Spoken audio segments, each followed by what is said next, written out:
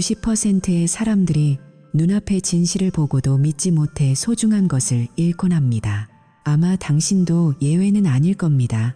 하지만 저는 다릅니다. 제가 20년 동안 현장에서 배운 한 가지는 모든 구조물에는 기초가 있고 그 기초가 흔들리면 반드시 V10 늑균열이 생긴다는 사실입니다. 지금부터 제가 들려드릴 이야기는 단순한 의심이 아닙니다. 완벽하다고 믿었던 제 삶이 단 하나의 와인잔 때문에 어떻게 무너졌는지, 그리고 제가 어떻게 그 파편을 주워 담았는지에 대한 치밀한 기록입니다. 단 2분만 집중해 보십시오. 당신의 주변에도 지금 소리 없는 균열이 가고 있을지 모르니까요. 자정의 정막이 흐르는 주방. 저는 LED 조명 아래에서 차가운 와인잔 하나를 들고 서 있었습니다. 43세의 엔지니어이자 주택 개조 전문가인 저에게 사물을 분석하는 것은 숨쉬는 것만큼이나 당연한 일입니다. 하지만 오늘 밤 제 시선이 머문 곳은 잔의 표면에 선명하게 남은 두 쌍의 지문이었습니다. 제 아내 시에라는 3시간 전 급한 업무 미팅이 생겼다며 집을 나섰고, 그때 아내는 레드 와인을 마시지 않았습니다. 그런데 왜 이 잔에는 아내의 입술 자국과 함께 낯선 이의 흔적이 남아있는 걸까요? 잔 가장자리에는 아내가 누군가에게 강렬한 인상을 남기고 싶을 때만 바르는 짙은 버건디색 립스틱 자국이 범죄 현장의 증거처럼 번져 있었습니다. 저는 평생 남들이 무심코 지나치는 세부 사항을 읽어내는 법을 익혀왔습니다. 기업 세계가 제 영혼을 짓누르려 했을 때 저는 건축 현장으로 몸을 던졌고, 거기서 모든 것에는 기반이 있다는 진리를 깨달았습니다. 기반이 튼튼하지 않으면 반드시 징후가 나타나기 마련입니다. 오늘 밤 제 결혼 생활의 기반에 새겨진 그 깊은 균열이 마침내 제 눈에 들어왔습니다. 현관문 옆에는 서둘러 나가느라 아내가 던져둔 운동 가방이 놓여 있었습니다. 홍보 대행사에서 일하는 아내는 클라이언트에게 긴급 상황이 발생했다며 아침까지 기다릴 수 없다고 호언장담했죠. 이상하게도 그런 긴급 상황은 항상 아내의 체육관 일정이나 와인 동호회 모임과 겹치곤 했습니다. 저는 가방의 지퍼를 열었습니다. 평소처럼 땀밴 운동복이 들어있을 거라 생각했지만 제 예상은 빗나갔습니다. 가방 안에는 제가 한 번도 본 적 없는 낯선 코록 냄새가 진동하는 남성용 라지 사이즈 티셔츠가 구겨져 있었습니다. 그리고 그 아래에는 아내가 집에서 입던 실용적인 면 속옷이 아닌 비싼 레이스 속옷이 숨겨져 있었습니다. 수개월 전부터 저를 위해서는 입지 않았던 그 검은색 도둑 맞은 레이스 속옷 말입니다. 아빠, 괜찮아요? 문득 들려온 목소리에 고개를 돌리니 17살 딸 알렉스가 문가에 서 있었습니다. 아내의 검은 머리카락을 닮았지만 저의 회의적인 눈매를 빼다 박은 아이입니다. 지금 그 눈은 저를 날카롭게 관찰하고 있었습니다. 저는 당황스러움을 감추며 대답했습니다. 괜찮아, 아가. 엄마가 어디 갔는지 궁금해서. 알렉스는 제 곁으로 다가와 목소리를 낮추며 속삭였습니다. 아빠, 나 엄마에 대해 할 말이 있어요. 알렉스가 입을 떼려는 순간 정적을 깨고 초인종 소리가 울려 퍼졌습니다. 불투명한 유리창 너머로 키가 큰 남자의 그림자가 초조하게 서성이는 것이 보였습니다. 저는 가방 안의 증거물들을 서둘러 밀어넣고 문을 열었습니다. 그곳에는 일라이 진지라는 남자가 서 있었습니다. 시에라의 밑에서 일하는 부하 직원이자 감당하지도 못할 테슬라를 리스해서 타고 다니며 지갑 속 돈을 확인하게 만들 정도로 인위적인 미소를 짓는 녀석이죠. 일라이는 아내의 노트북 가방을 들고 거만하게 서 있었습니다. 안녕하세요, 닉. 시에라가 사무실에 가방을 두고 가서 제가 대신 가져왔어요. 저는 녀석을 안으로 들였습니다. 들어오게. 일라이, 와인 한잔 하겠나? 저는 아까 그 잔을 들어 올리며 덧붙였습니다. 누군가 이미 시작한 모양인데 말이야. 일라이의 미소가 순간 경직되었습니다. 아니요, 전 바로 체육관에 가봐야 해서요. 시계를 보니 밤 10시가 넘은 시간이었습니다. 대단한 열정이군. 내 아내도 요즘 운동에 아주 전념하고 있는데 말이야. 저는 녀석의 개인적인 공간을 침범하듯 바짝 다가갔습니다. 일라이는 불편한 기색을 숨기지 못했습니다. 일라이, 손 좀 보여주겠나? 제 손을요. 그래, 그 주먹진 손 좀 펴보라고. 일라이가 주춤거리며 천천히 오른손을 폈을 때 검은색 레이스 조각 하나가 우리 사이의 바닥으로 떨어졌습니다. 숨이 놔질 듯한 정적이 흘렀습니다. 일라이가 무슨 말을 하려던 찰나 계단에서 지켜보던 알렉스의 목소리가 칼날처럼 파고들었습니다. 창백하지만 결연한 표정으로 내려온 알렉스는 제 눈을 똑바로 바라보며 말했습니다. 엄마가 우리 둘 다 속이고 있었어요. 일라이의 당혹스러운 얼굴 뒤로 저는 우리 집 앞에 주차된 낯선 차의 시동 소리를 들었습니다. 이 소동이 끝나기도 전에 더 거대한 폭풍이 다가오고 있다는 예감이 들었습니다. 문 밖에서 들려오는 차가운 엔진 소리는 마치 저에게 이제는 도망칠 곳이 없다는 것을 경고하는 듯 했습니다.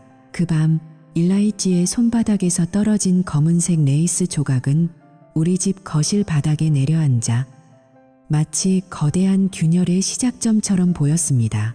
정적은 무거웠고 일라이의 당황한 숨소리만이 공기를 맴돌았습니다. 저는 녀석의 눈을 뚫어지게 쳐다보며 말했습니다. 이게 자네가 말한 업무 미팅의 결과물인가? 일라이는 입을 벙긋거렸지만 아무런 소리도 내지 못했습니다. 그저 떨리는 손으로 자신의 테슬라 차키를 만지작거릴 뿐이었죠. 바로 그때 알렉스가 계단을 천천히 내려오며 이 기괴한 연극의 막을 완전히 걷어치웠습니다. 딸아이의 목소리는 차분했지만 그 안에는 수개월 동안 쌓인 분노가 서려 있었습니다. 아빠, 엄마는 일라이랑 쇼핑몰에서 손을 잡고 다녔어요. 밤마다 방에서 숨죽여 통화하던 사람도 저 남자고요. 엄마는 우리를 바보로 알고 있었던 거예요. 알렉스의 고백은 제 가슴에 깊은 구멍을 냈습니다. 엔지니어로서 저는 항상 객관적인 데이터를 신뢰해왔지만 제 가족이라는 구조물이 이토록 허술하게 무너지고 있었다는 사실은 도저히 계산에 넣지 못했습니다. 일라이는 도망치듯 집을 빠져나갔고 저는 녀석이 남긴 고약한 코롱 냄새를 뒤로한 채 거실에 홀로 남았습니다. 분노는 차가웠습니다. 슬퍼하기보다는 이 무너진 건물의 잔해 속에서 진실이라는 철근을 찾아내야겠다고 다짐했습니다. 다음 날 아침 6시 저는 아직 어스름이 깔린 체육관 주차장에서 아내 시에라의 차를 지켜보며 앉아 있었습니다. 사냥꾼이 된 기분이었죠. 거실에서의 대치는 생각보다 길었습니다. 일라이가 나간 뒤에도 아내 시에라는 한참 동안 돌아오지 않았습니다. 저는 소파에 앉아 어둠 속에서 딸 알렉스의 이야기를 들었습니다. 아빠, 엄마는 자기가 완벽하다고 생각해요. 아빠가 일에 파묻혀 지내는 동안 자기는 더 화려한 삶을 살 자격이 있다고 믿는 것 같았어요. 알렉스의 말은 비수처럼 꽂혔습니다. 저는 가족을 위해 20년을 바쳤지만 아내에게 저는 그저 편안한 배경음악 같은 존재였을 뿐이었습니다. 여러분, 혹시 여러분의 파트너가 갑자기 운동에 집착하거나 업무 미팅이 잦아졌다면 한 번쯤은 의심해 보셔야 합니다.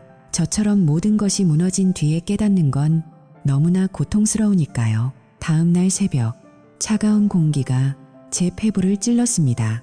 제 첫 번째 목적지는 대학 동창인 조 마르티네즈가 운영하는 체육관이었습니다. 조는 제 표정만 보고도 상황이 심상치 않음을 직감했습니다. 닉, 얼굴이 왜 그래? 무슨 일이야? 조의 물음에 저는 아무 대답 없이 보안실로 향했습니다. 좁고 답답한 보안실 안에서 우리는 폐쇄회로 카메라 영상을 돌려보았습니다. 모니터 속 흑백 화면은 잔인할 만큼 명확했습니다. 저녁 7시 30분, 시에라가 혼자 체육관에 들어왔습니다. 평소와 다름없는 당당한 걸음걸이였죠. 하지만 20분 뒤 일라이가 주변을 살피며 들어왔습니다. 두 사람은 사람들의 눈이 닿지 않는 사우나 구역 구석에서 만났습니다. 그들이 주고받는 은밀한 눈빛, 손길 하나하나가 제 기억 속에 각인되었습니다. 9시 15분, 두 사람이 사우나에서 나오는 모습까지 확인한 후 조는 제 어깨를 꽉 쥐었습니다. 세상에, 닉, 정말 미안하다. 저는 조용히 고개를 저었습니다. 아니, 조, 이제야 진짜를 보고 있으니까. 저는 조에게 그 영상을 이동식 저장 장치에 담아달라고 부탁했습니다. 이것은 단순한 영상이 아니라 제 삶을 되찾기 위한 첫 번째 퍼즐 조각이었습니다. 진실을 확인하는 과정은 마치 독약을 조금씩 마시는 것과 같았습니다. 저는 다음으로 리타의 선술집으로 향했습니다. 리타는 이 동네의 모든 비밀을 알고 있는 살아있는 아카이브 같은 존재입니다.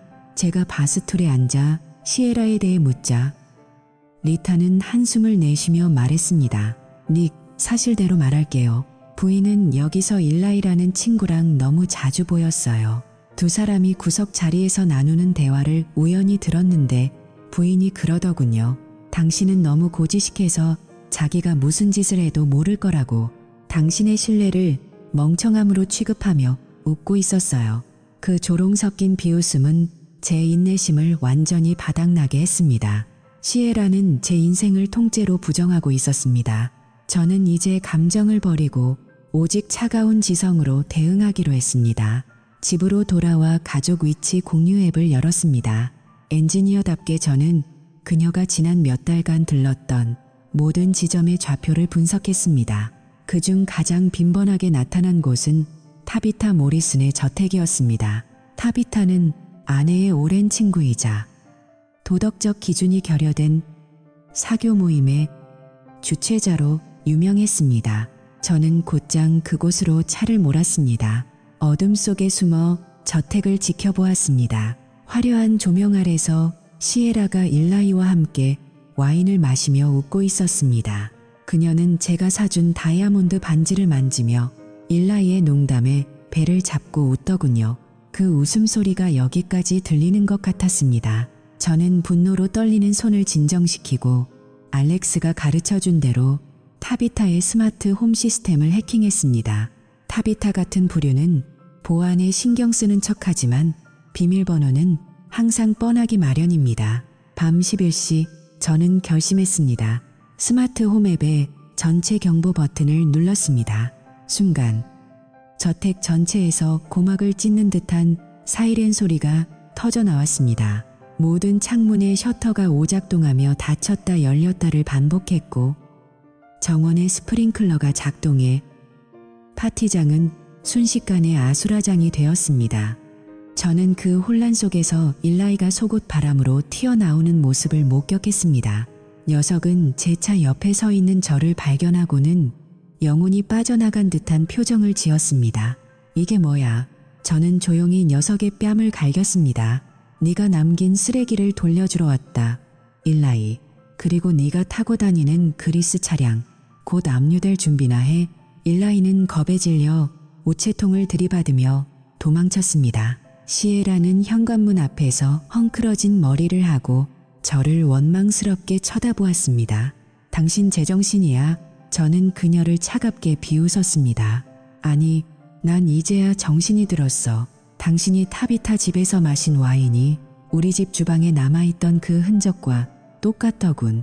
저는 그대로 차를 몰아 집으로 돌아왔습니다. 시에라는 뒤따라와 저를 밀치며 소리쳤습니다. 당신이 스파이처럼 날 감시한 거야. 이건 사생활 침해라고. 저는 서재에서 미리 준비한 두꺼운 노란색 서류 봉투를 꺼내 테이블 위에 던졌습니다. 사생활 침해. 아니, 이건 엔지니어의 정밀 진단 결과야. 여기 당신의 카드 명세서, 위치 기록, 호텔 체크인 내역, 그리고 조에게서 받은 영상까지 다 들어있어. 당신이 나를 멍청이라고 부르며 비웃던 리타의 증언도 포함해서 말이지. 시에라는 서류를 하나하나 넘길 때마다 안색이 흑빛으로 변했습니다. 닉, 이건 오해야. 그냥 잠깐의 일탈이었어. 그녀의 목소리는 비굴하게 떨렸습니다. 하지만 저는 멈추지 않았습니다. 알렉스가 다 봤어. 우리 딸이 네드와 도이 거짓말 때문에 얼마나 고통받았는지 알아? 넌 엄마로서의 자격도 내 아내로서의 자격도 이미 상실했어. 저는 그녀에게 포스트 뉴셜사 후 혼전 합의서를 내밀었습니다. 여기에 서명해 외도 사실을 인정하고 재산 분할에 대한 권리를 포기한다는 내용이야. 서명하지 않으면 이 서류들은 내일 아침 당신 회사 인사부와 부모님 그리고 당신의 그 고귀한 사교 클럽 멤버들에게 이메일로 발송될 거야. 시에라는 비명을 지르며 서류를 찢으려 했지만 저는 미리 복사본 10개를 더 준비해 두었습니다. 엔지니어는 항상 백업을 준비하지. 시에라. 그녀는 결국 무릎을 꿇고 울음을 터뜨렸습니다. 하지만 제 가슴은 얼음처럼 차가웠습니다. 여러분, 신뢰는 유리잔과 같습니다. 한 번 깨지면 아무리 붙여도 그 틈은 사라지지 않습니다. 그리고 저는 그 틈 사이로 새어나오는 악취를 더 이상 견딜 수 없었습니다. 이제 제가 해야 할 일은 명확했습니다. 그녀의 가식적인 사회적 명성을 무너뜨리고 그녀가 그토록 중요하게 생각하는 리버사이드 컨트리 클럽의 게일라 파티에서 진실을 선포하는 것이었습니다. 여러분도 만약 비슷한 처지에 있다면 지금 바로 증거를 모으십시오. 감정은 당신을 속이지만 데이터는 결코 거짓말을 하지 않습니다. 지금 이 영상을 좋아요와 구독 버튼을 눌러 저장해 두세요. 언젠가 당신에게도 이 엔지니어의 복수법이 필요할 날이 올지도 모릅니다. 댓글로 여러분의 생각을 공유해 주세요. 바람 피운 배우자에게 가장 통쾌하게 복수하는 방법은 무엇이라고 생각하시나요? 저는 여러분의 사연을 기다리고 있겠습니다. 다음 부분에서는 시에라가 그토록 자랑스러워하던 대중 앞에서 어떻게 무너지는지 그 충격적인 반전의 현장을 공개하겠습니다. 절대 놓치지 마세요. 지금 바로 알림 설정을 켜두셔야 합니다. 진정한 복수는 이제 막 시작되었을 뿐이니까요. 타비타 모리슨의 저택을 감싸던 차가운 정적은 마치 폭풍전야의 고요함과도 같았습니다. 저는 어둠 속에 파묻힌 트럭 안에서 숨을 죽인 채 화려한 조명이 새어나오는 저택의 창문을 응시하고 있었습니다. 제 안의 엔지니어적 본능은 이미 이 상황을 하나의 붕괴 직전의 구조물로 정의하고 있었습니다. 타비타의 저택은 겉으로 보기에 완벽하고 견고해 보였지만 그 안에서 벌어지는 기만과 배신은 이미 기초부터 썩어 들어가고 있었죠. 여러분, 우리는 흔히 스마트 홈 시스템이 우리를 안전하게 지켜줄 것이라고 믿습니다. 하지만 그 시스템이 오히려 독이 되어 돌아올 수 있다는 사실을 알고 계십니까? 저는 무릎 위에 놓인 노트북을 켰습니다. 알렉스가 가르쳐준 네트워크 침투 기술은 생각보다 훨씬 간단했습니다. 타비타처럼 과시하기 좋아하는 사람들은 기술적인 보안보다 미적인 화려함에 더 치중하기 마련이니까요. 타비타 1, 2, 3 실소조차 나오지 않는 조잡한 비밀번호를 입력하자 저택의 심장부라고 할 수 있는 스마트 홈 서버가 제 통제하에 들어왔습니다. 화면 위로는 거실 카메라의 실시간 스트리밍 영상이 흘러나왔습니다. 하얀 가죽 소파 위 시에라는 실크 가운 차림으로 일라이와 나란히 앉아 있었습니다. 타비타의 값비싼 크리스털 잔에는 선홍빛 와인이 채워져 있었고 두 사람은 무엇이 그리 즐거운지 서로의 어깨에 기대어 파한대소하고 있었습니다. 제가 밖에서 떨고 있는 동안 그들은 남의 집 거실에서 제 실내를 안주 삼아 축배를 들고 있었던 겁니다. 그 광경을 지켜보는 제 심장은 차갑게 식어갔습니다. 이제 바퀴벌레들을 몰아낼 시간이 되었습니다. 밤 11시 정각, 저는 엔터키를 눌렀습니다. 그 순간 저택의 평화는 산산조각 났습니다. 고막을 찢는 듯한 보안 사이렌이 온 집안에 울려 퍼졌고 천장의 스마트 조명들은 마치 클럽의 미러볼처럼 미친 듯이 깜빡거리기 시작했습니다. 영상 속 시에라와 일라이의 반응은 가관이었습니다. 갑작스러운 소음과 빛의 공격에 그들은 마치 불이 켜진 부엌 바닥의 바퀴벌레들처럼 사방으로 흩어지며 패닉에 빠졌습니다. 시에라는 가운을 여미며 소리를 질렀고 일라이는 자신의 신발을 찾느라 소파 밑을 더듬거렸습니다. 그들의 모습은 비굴함 그 자체였습니다. 일라이가 먼저 현관문을 박차고 튀어나왔습니다. 녀석은 셔츠 단추도 제대로 채우지 못한 채 자신의 테슬라를 향해 전력 질주했습니다. 하지만 저는 이미 녀석의 차 옆에 기대어 차갑게 웃으며 기다리고 있었습니다. 녀석이 저를 발견하고 멈춰 섰을 때 그 얼굴에 스친 경악과 공포는 제가 평생 본 것 중 가장 짜릿한 데이터였습니다. 어딜 그렇게 급히 가시나, 일라이. 신발은 신고 가야지. 저는 주머니에서 시에라의 운동 가방에서 찾아낸 검은색 레이스 팬티를 꺼내 녀석의 코앞에 흔들었습니다. 일라이의 안색이 순식간에 흑빛으로 변했습니다.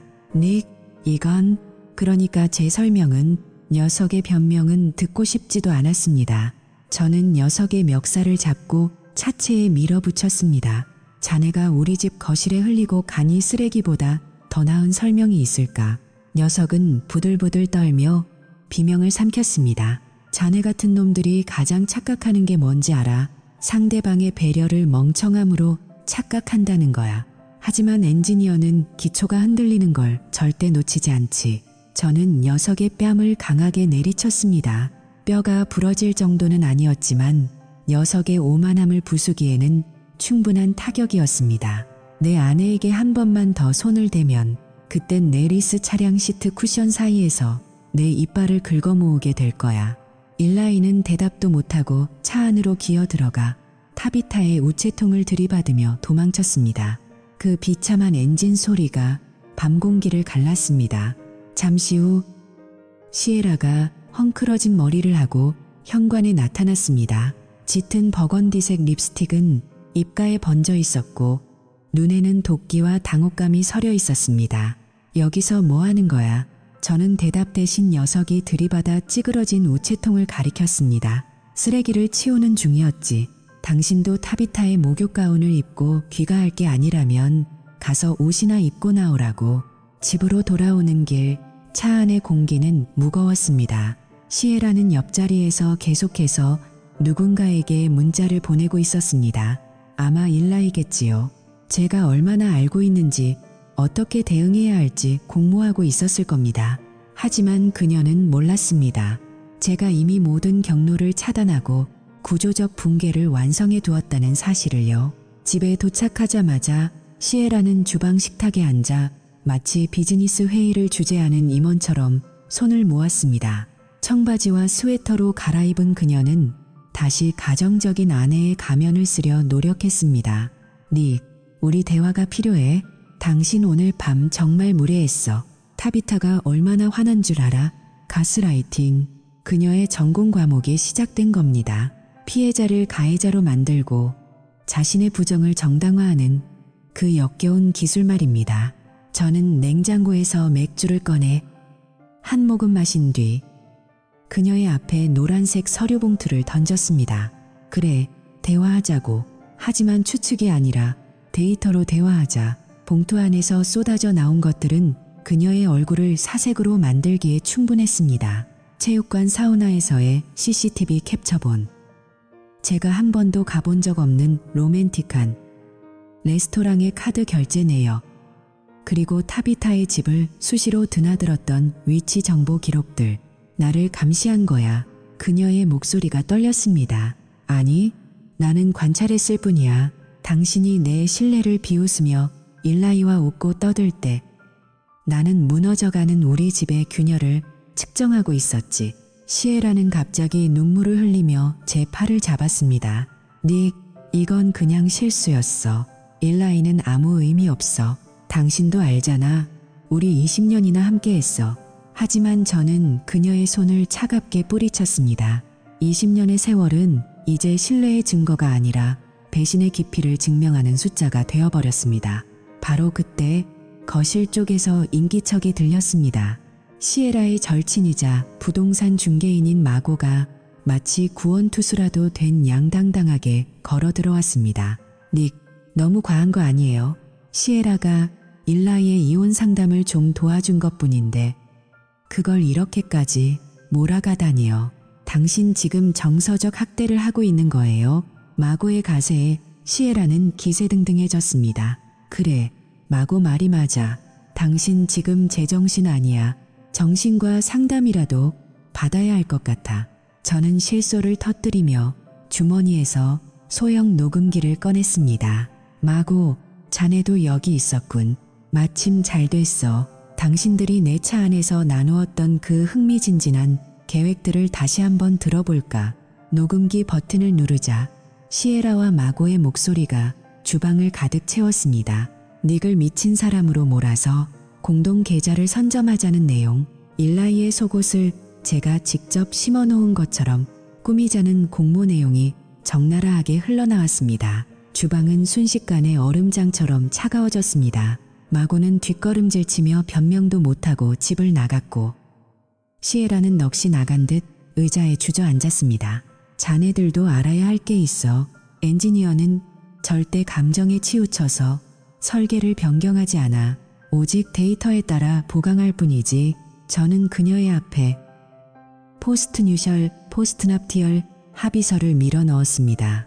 당신의 외도 사실을 인정하고 재산 분할에 대한 모든 권리를 포기한다는 내용이야. 서명하지 않으면 이 모든 자료는 내일 아침 당신 회사와 당신 부모님, 그리고 당신의 그 잘난 요가 모임 멤버 전원에게 발송될 거야. 여러분, 배신자들은 항상 자신이 상황을 통제하고 있다고 믿습니다. 하지만 진정한 통제권은 감정이 아닌 사실을 쥐고 있는 사람에게 있습니다. 만약 당신의 삶에서 이런 바퀴벌레 같은 징후가 보인다면 절대 감정적으로 호소하며 시간을 낭비하지 마십시오. 상대방의 가스라이팅에 휘둘리는 순간 당신은 주도권을 잃게 됩니다. 지금 바로 행동에 나서야 합니다.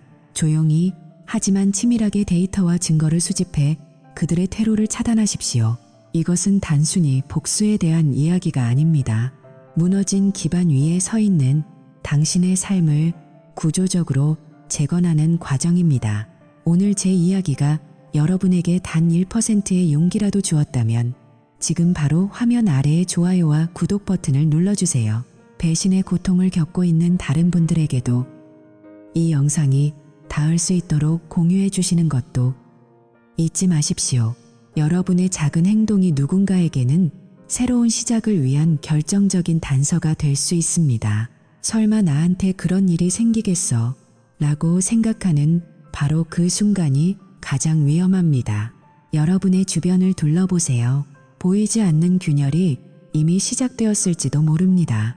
만약 의심스러운 정황을 발견했다면 당황하지 말고 제가 알려드린 엔지니어식 접근법을 떠올리십시오. 이제 마지막 무대가 남았습니다. 시에라는 여전히 제가 이 모든 것을 덮어줄 것이라는 헛된 희망을 품고 있는 듯했습니다. 하지만 저는 이미 리버사이드 컨트리클럽의 가라 파티를 위한 특별한 선물을 준비해 두었습니다. 그녀가 그토록 사랑하는 그 화려한 조명 아래서 그녀의 민낯이 어떻게 드러나게 될지 궁금하지 않으십니까? 배신자들에게 가장 고통스러운 것은 단순히 비밀이 드러나는 것이 아니라 그들이 가장 아끼는 사회적 지위와 명성이 한순간에 무너지는 것을 지켜보는 것입니다. 댓글로 여러분이 생각하는 완벽한 사회적 복수는 무엇인지 의견을 남겨주세요. 여러분의 기발한 아이디어들이 다음 영상의 영감이 될 수 있습니다. 저는 더 치밀하고 완벽한 결말을 가지고 다음 편에서 돌아오겠습니다. 절대 놓치지 마세요. 이제 진짜 사회적 사형 선고가 내려질 시간입니다. 지금 바로 알림 설정을 켜두고 기다려 주십시오. 여러분과 함께 진실을 밝히는 그 순간까지 저는 멈추지 않겠습니다. 다음 영상에서 뵙겠습니다. 배신자들이 가장 두려워하는 것은 어둠 속에서 조용히 기록된 진실의 발소리입니다. 타비타의 저택에서 벌어진 소동 이후 저는 단순히 아내 시에라의 외도를 밝히는 것을 넘어 그녀의 정교한 기만 체계를 완전히 해체하기로 했습니다. 이른바 복수 제2단계 명성의 붕괴가 시작된 것이죠. 구조 전문가로서 제가 아는 한 가지 진리는 아무리 화려한 외벽을 가진 건물이라도 그 기초가 거짓으로 쌓여 있다면 단 하나의 결정적인 증거만으로도 폭삭 주저앉힐 수 있다는 사실입니다. 여러분, 지금부터 제가 어떻게 시에라를 돕던 조력자들을 역이용했는지 지켜봐 주십시오. 저는 먼저 우리 동네에서 가장 입이 가볍기로 소문난 이웃 룬츠 부인을 찾아갔습니다. 그녀는 하루 종일 거실 창가에 앉아 거리의 모든 움직임을 기록하는 일종의 인간 보안 카메라였습니다. 제가 룬츠 부인의 고장난 관계단을 공짜로 수리해준 이후로 우리는 꽤 돈독한 사이가 되었죠. 룬츠 부인은 기다렸다는 듯 찻잔을 내려놓으며 낡은 수첩 하나를 건넸습니다. 닉, 자네가 고생이 많았어. 지난 여름 내내 자네가 현장에 나간 사이 시에라의 행적이 아주 가관이었다네. 수첩에는 지난 수개월 동안 우리 집 진입로를 드나든 차량 번호와 시간이 분 단위로 기록되어 있었습니다. 일라이의 테슬라뿐만 아니라 붉은색 컨버터블을 탄 마고, 그리고 제가 모르는 낯선 차들이 수시로 시에라를 실어 날랐더군요. 룬츠 부인의 기록은 시에라가 혼자가 아니었음을 증명했습니다. 그녀에게는 거대한 공범 네트워크가 있었죠. 시에라의 절친이자 연극 배우, 뺨치는 가식적인 미소를 가진 부동산 중개인 마고, 사무실에 온갖 추잡한 소문을 퍼뜨리는 케빈, 그리고 그들의 아지트를 제공한 타비타 모리슨까지. 그들은 제 앞에서는 다정한 이웃과 친구인 척 웃었지만 뒤에서는 시에라의 외도를 부추기고 저를 멍청하고 고지식한 남편이라며 비웃었습니다. 여러분도 주변을 잘 살펴보세요. 당신의 고통을 안주 삼아 즐기는 사람들이 친구라는 가면을 쓰고 있을지도 모릅니다. 이 네트워크를 해체하는 법은 의외로 간단합니다. 그들이 서로를 불신하게 만드는 것이죠. 저는 먼저 마고에게 연락해 시에라의 외도 증거를 일부 흘리며 당신도 연루되면 면허가 취소될 수 있다고 넌지시 경고했습니다. 그러자 마고는 자신의 안위를 위해 시에라의 다른 남자들에 대한 정보를 제게 넘기기 시작했습니다. 이처럼 배신자들의 연대는 유리창보다 깨지기 쉽습니다.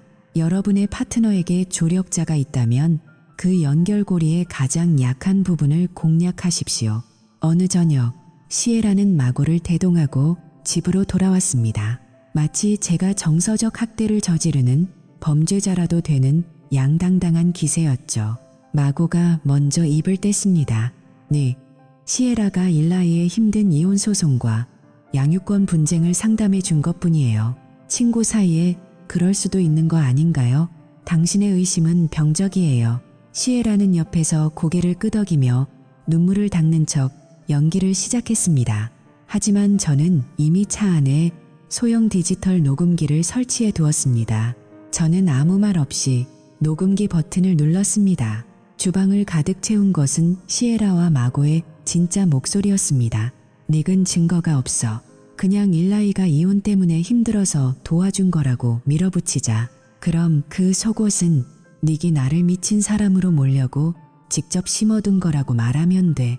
그러면 사람들은 닉이 중년의 위기를 겪으면서 발광하는 줄 알 거야. 녹음기 속에서 터져나오는 시에라의 차가운 웃음소리에 마고의 얼굴은 순식간에 하얗게 질렸습니다. 시에라는 입을 벌린 채 얼어붙었죠. 저는 그들에게 차갑게 말했습니다.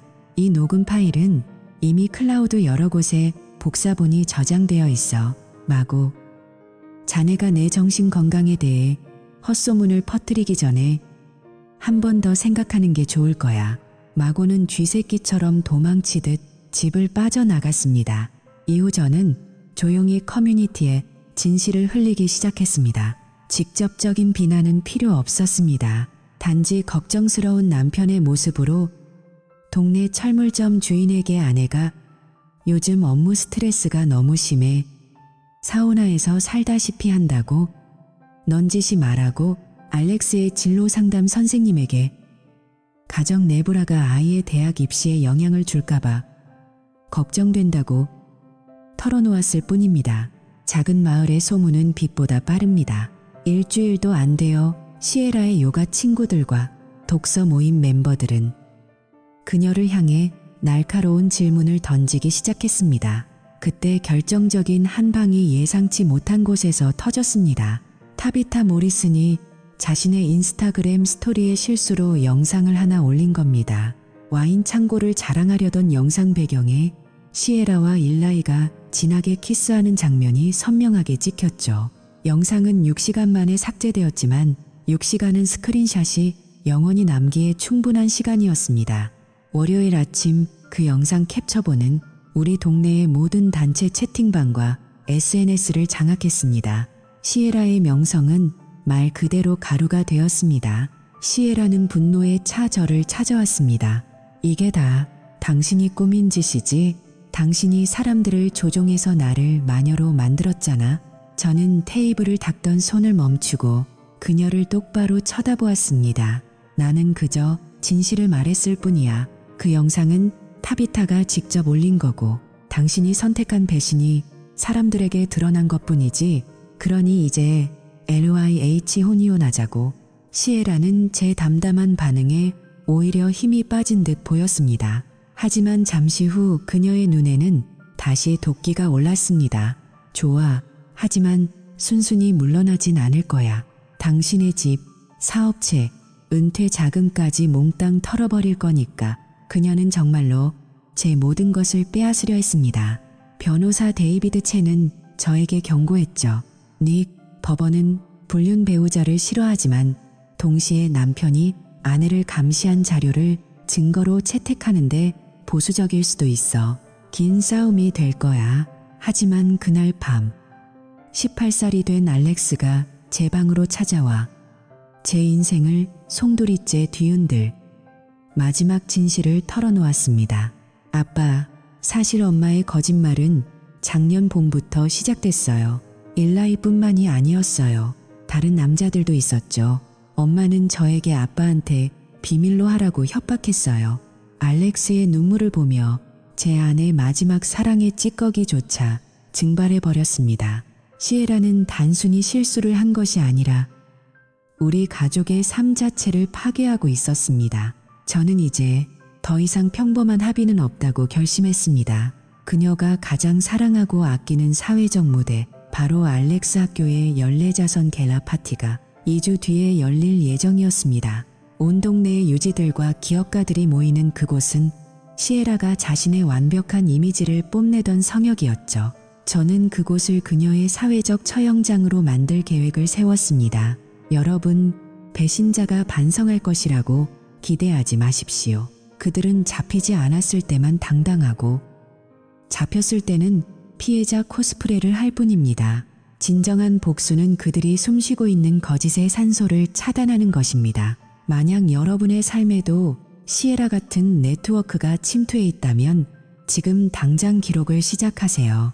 사소한 차량 번호, 카드 명세서의 이상한 점, 지인들의 미묘한 반응까지 모두가 데이터입니다. 이 이야기가 흥미로우시다면 구독과 알림 설정을 눌러주세요. 배신의 고통을 겪고 있는 다른 분들에게 제 엔지니어식 대응법이 작은 이정표가 되길 바랍니다. 여러분의 생각은 어떠신가요? 친구라는 이름으로 배우자의 외도를 돕는 사람들을 어떻게 단죄해야 할까요? 댓글로 여러분의 통쾌한 아이디어를 들려주세요. 다음 편에서는 리버사이드 컨트리 클럽의 화려한 샹들리에 아래서 시에라의 가면이 어떻게 조각조각 부서지는지 그 통쾌한 마지막 대서사실을 공개하겠습니다. 진실의 힘은 당신이 생각하는 것보다 훨씬 강력합니다. 끝까지 지켜봐 주십시오. 여러분의 좋아요가 정의를 구현하는 데 큰 힘이 됩니다. 지금 바로 행동하십시오. 90%의 사람들이 포기할 때 당신은 상위 10%의 승자가 될 수 있습니다. 다음 영상에서 뵙겠습니다. 리버사이드 컨트리 클럽의 밤은 잔인할 정도로 화려했습니다. 거대한 크리스털 샹들리에가 내뿜는 차가운 빛은 오늘 밤 제가 설계한 벳, 늦균열의 마지막 무대를 비추고 있었죠. 저는 턱시도를 완벽하게 차려입고 한 손에는 가죽 포트폴리오를 든 채 홀로 행사장에 들어섰습니다. 입구에서부터 사람들은 저를 동정 어린 시선으로 바라보며 어깨를 두드리거나 위로를 건넸습니다. 닉, 소식 들었네. 정말 안타깝군. 하지만 저는 그저 담담하게 미소 지었습니다. 여러분, 복수는 뜨거울 때보다 차갑게 식었을 때 가장 맛있는 법입니다.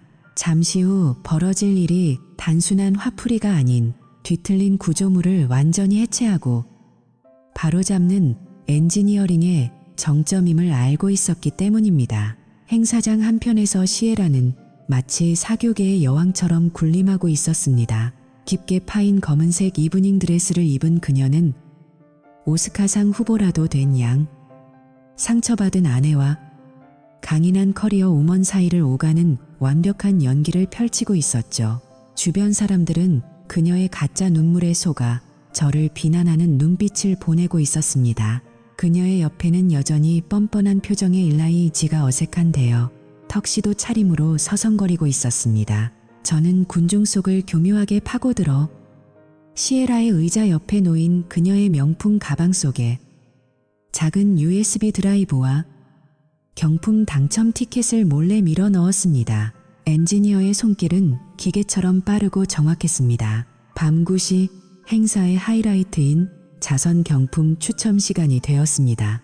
학교 비서인 자넷 모리슨이 마이크를 잡고 들뜬 목소리로 선언했습니다. 여러분, 오늘 밤의 마지막 경품인 로맨틱 주말 여행권의 당첨 번호는 바로 이 행사장 어딘가에 숨겨져 있습니다. 자신의 가방이나 테이블 밑을 지금 바로 확인해 보세요. 사람들은 아이처럼 웃으며 보물찾기를 시작했고 시에라는 승리자의 미소를 지으며 여유롭게 자신의 가방을 열었습니다. 어머, 여기 있네요. 제가 찾았어요. 그녀가 번호표를 번쩍 치켜들었을 때 자넷이 무대 위에서 덧붙였습니다. 잠시만요, 시에라. 가방 안에 USB 드라이브도 같이 들어있네요. 혹시 우리 학교 장학기금 마련을 위해 준비하신 특별한 영상인가요? 호기심에 찬 군중의 박수와 요청의 사회자는 그 USB를 대형 화면에 연결했습니다. 시에라의 얼굴이 순식간에 종이장처럼 창백해졌지만 이미 되돌릴 수 없었습니다. 거대한 스크린 위로 제가 지난 수개월 동안 수집한 추악한 데이터들이 폭포수처럼 쏟아지기 시작했습니다. 첫 번째 이미지는 타비타의 와인 창고에서 시에라와 일라이가 진하게 입을 맞추는 인스타그램 영상이었습니다. 장내에는 경악 섞인 신음과 숨소리가 파도처럼 퍼져나갔습니다. 이게 대체 뭐야? 시에라의 비명이 벌룸의 정적을 깼지만 데이터의 행렬은 멈추지 않았습니다. 화면에는 그녀가 업무 미팅이라며 거짓말을 하던 밤마다 결제된 교회 호텔 영수증, 그리고 제가 설치한 GPS를 통해 기록된 은밀한 만남의 장소들이 지도 위에 선명한 붉은 점들로 나열되었습니다. 여러분, 배신자들은 항상 자신이 완벽하다고 믿습니다. 하지만 그들은 디지털 발자국이라는 이름의 거대한 흔적을 남기기 마련입니다. 여러분도 만약 의심스러운 정황이 있다면 지금 바로 화면을 캡처하고 기록하세요. 그것이 여러분을 지켜줄 유일한 방패가 될 것입니다. 결정적인 한 방은 오디오 기록이었습니다. 마구와 함께 저를 정신병자로 몰아세우고 공동재산을 가로채려 공모하던 시에라의 차가운 목소리가 고성능 스피커를 통해 홀 전체에 울려 퍼졌습니다. 닉은 바보야. 내가 조금만 울어주면 무슨 짓을 해도 다 믿어주거든. 그 사람 돈으로 일라이랑 새 인생을 시작할 거야. 녹음기 속 그녀의 비릿한 비웃음 소리에 축제 분위기였던 행사장은 순식간에 장례식장 같은 침묵에 잠겼습니다.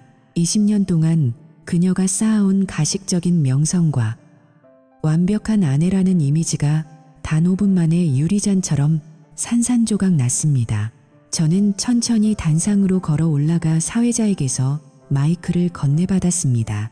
여러분, 즐거운 저녁 시간을 방해해드려 진심으로 사과드립니다. 하지만 우리 공동체가, 그리고 여러분의 자녀들이 다니는 학교가 어떤 도덕적 기준을 가진 사람과 함께하고 있는지 진실을 알려드리는 것이 제 마지막 의무라고 생각했습니다. 시에라는 독이 오른 뱀처럼 군중을 해치고 저에게 달려들었습니다.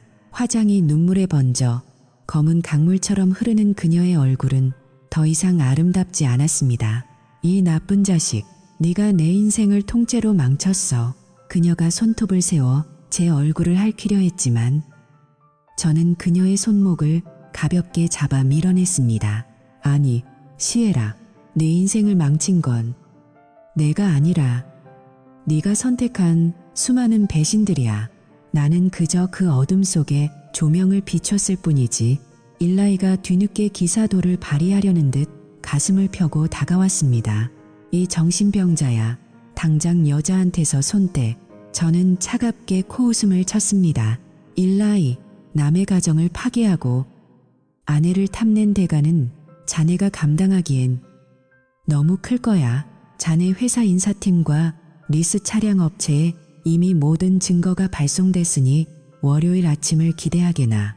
분노로 이성을 잃은 일라이가 서툰 주먹을 휘둘렀지만 저는 엔지니어의 정확한 타이밍으로 가볍게 피했습니다. 중심을 잃은 그는 크리스털 장식물과 와인잔이 가득한 경매 테이블 위로 비참하게 처박혔습니다. 비싼 와인과 깨진 유리 조각으로 범벅이 된 그의 모습은 그가 타고 다니던 리스 테슬라만큼이나 가짜 같았습니다. 저는 사회자에게 마이크를 돌려주며 마지막으로 장례를 향해 선포했습니다. 오늘 발생한 소란에 대해 사과드리는 의미로 내일 아침 장학기금의 익명으로 거액의 기부금을 전달하겠습니다. 그리고 시에라, 나머지는 법정에서 이야기하자고. 저는 미련 없이 행사장 문을 나섰습니다. 등 뒤에서 수군거리는 소리와 시에라의 히스테릭한 울음소리가 들려왔지만 제 발걸음은 그 어느 때보다 가벼웠습니다. 주차장 차가운 공기 속에는 모든 과정을 뒤에서 지켜본 딸 알렉스가 저를 기다리고 있었습니다. 딸아이는 아무 말 없이 저를 꽉 안아주었습니다. 녀석의 어깨가 미세하게 떨리는 것을 느꼈고 그것은 슬픔이 아닌 안도감의 떨림이었습니다. 아빠, 이제 정말 끝난 거죠. 더 이상 숨지 않아도 되는 거죠. 저는 딸의 머리를 쓰다듬으며 대답했습니다. 그래, 알렉스, 이제 우리 집의 모든 균열은 메워졌단다. 이제야 진짜 평화가 왔어. 차를 몰아 리버사이드 컨트리 클럽의 화려한 정문을 빠져나오며 룸미러를 확인했습니다. 멀어지는 행사장 조명은 마치 불타버린 과거의 잔해처럼 보였습니다. 시에라는 결국 이 동네에서 고립될 것이고 새로운 곳으로 떠나 다시 거짓된 삶을 살아가려 하겠죠. 일라이는 직장과 사회적 신용을 잃고 자신이 그토록 과시하던 물질적 풍요의 파편에 찔리게 될 것입니다. 하지만 하우스 온 로드에 위치한 우리 집은 오늘 밤 수개월 만에 처음으로 완벽하고 투명한 고요를 되찾았습니다. 여러분, 배신은 구조물의 아주 미세한 틈새에서 시작됩니다. 하지만 그 틈을 방치하면 결국 전체가 붕괴하게 되죠. 여러분의 삶을 지탱하는 기초는 안녕하십니까? 만약 조금이라도 의심스러운 소음이 들린다면 주저하지 말고 조사를 시작하세요. 감정적인 대응은 문제를 악화시키지만 냉철한 기록과 증거는 여러분을 구원할 것입니다. 오늘 제 엔지니어식 복수극이 여러분에게 통쾌한 카타르시스와 함께 작은 교훈을 주었다면 지금 바로 화면 아래에 좋아요 버튼을 눌러주세요. 여러분의 구독과 응원 댓글은 제가 진실을 계속해서 추구하는데 큰 원동력이 됩니다. 진실은 때로 우리를 아프게 하지만 결국 우리를 진정으로 자유롭게 만듭니다. 이 영상을 배신의 고통을 겪고 있는 소중한 친구에게 공유해 주세요. 그들에게도 새로운 시작이라는 데이터가 전송될 수 있도록 말입니다. 여러분의 생각은 어떠신가요? 시에라 같은 배신자들에게 내려진 이 사회적 사형 선고가 충분했다고 생각하시나요? 아니면 더 강력한 한방이 필요했을까요? 댓글로 여러분의 의견을 자유롭게 남겨주세요. 저는 더 치밀하고 강력한 사이다 스토리로 다시 돌아오겠습니다. 지금까지 제 긴 여정을 응원하며 함께 해주신 여러분께 진심으로 감사드립니다. 여러분의 삶에는 오직 견고한 신뢰와 단단한 평화만이 가득하기를 기원합니다. 평안한 밤 되십시오.